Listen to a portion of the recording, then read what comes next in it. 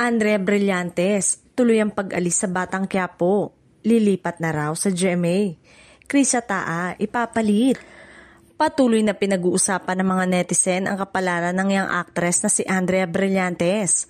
Matapos kumalat ang balitang aalis na raw siya sa ABS-CBN primetime series na FPJ Batang Quiapo at lilipat sa GMA Network. Ayon sa mga chismis, posibleng mag-move si Andrea sa Kapuso Network bilang bahagi ng isang bagong proyekto.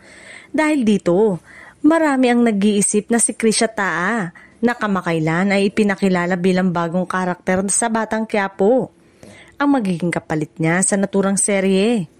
Gayunpaman, wala pang opisyal na pahayag mula kay Andrea, ABS-CBN o GMA tungkol sa kanyang umano'y paglipat.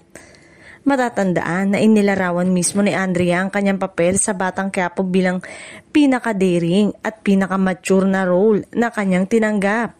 Ayon sa aktres, personal na desisyon niya ang pagganap sa ganitong papel upang ipakita ang kanyang growth bilang artista.